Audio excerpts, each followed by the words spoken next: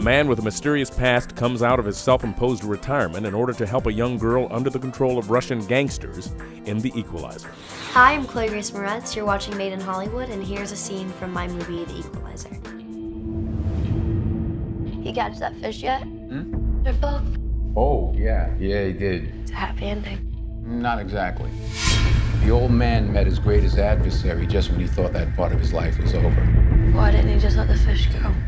Old man's got to be the old man, fish has got to be the fish. Got to be who you are in this world, right?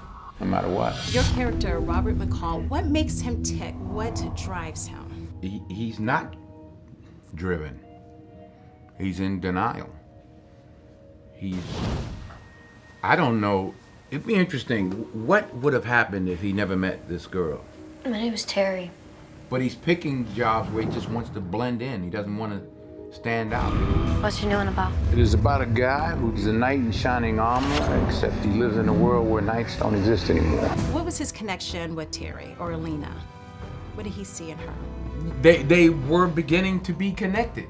You know, they didn't meet, but they were in this environment, this diner, and then he sees how she's being mistreated. They're both lost souls.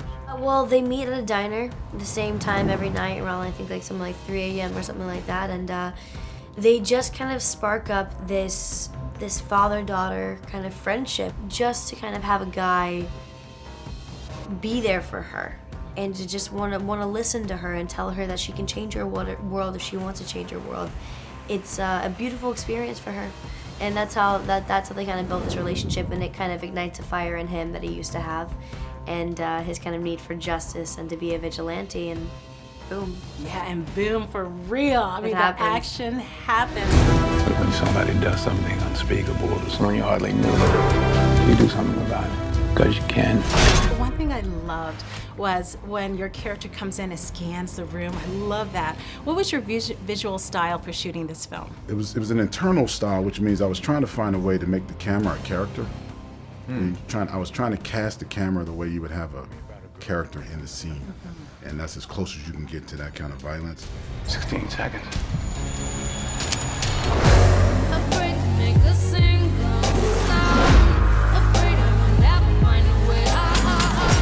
Lots and lots of action, which I love. I was just like, I know, I got so into the action. The action sequences, what went into the action sequences? What was training like? Just getting it all to come together. I started training, I don't know, months out with martial arts, flash stunt guys, and dirty fighting kind of guys, Navy SEAL guys. And some of the action, especially in the home art, was just developed as we got in there. You know, it's like you got this whole big room full of stuff, and what can we use? And it was overwhelming. Right? Yeah. It comes right into the lens, and that's rubber, so we just hit him. It wasn't choreographed at all. That's right. We said we just make it up as we go along. And Antoine came with a medical nerve diagram about where the things needed to hit. It was like, okay, so that was what we did. You didn't take out 5 pimps. You took out the East Coast hub of the Russian mafia. A man with his skill. I want to know who he really is. This is not your first time playing a villain. This is not your first time even playing a Russian villain.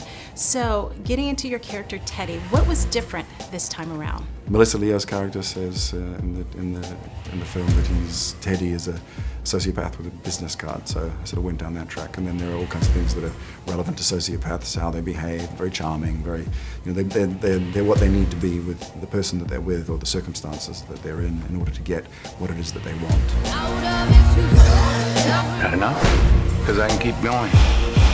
Brick by brick, body by body. What was it like working with Antoine, the director, and Denzel? Yeah, Antoine is honestly one of the best directors I've ever worked with. You know, he's so special, and he kind of was so collaborative, and he really taught me a lot about myself as an actress. And he broke down a lot of my walls, and I really trust him.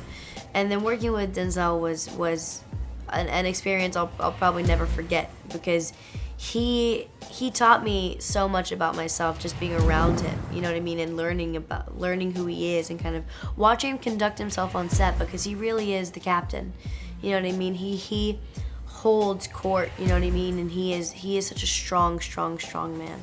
It was a great pleasure to work with both of them. Denzel in the acting, a formidable and fine actor, to say the least.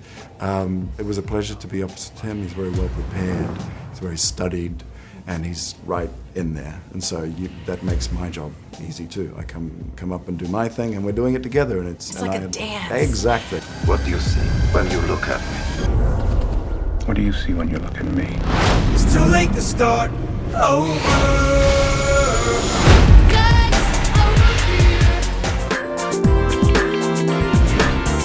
Made in Hollywood.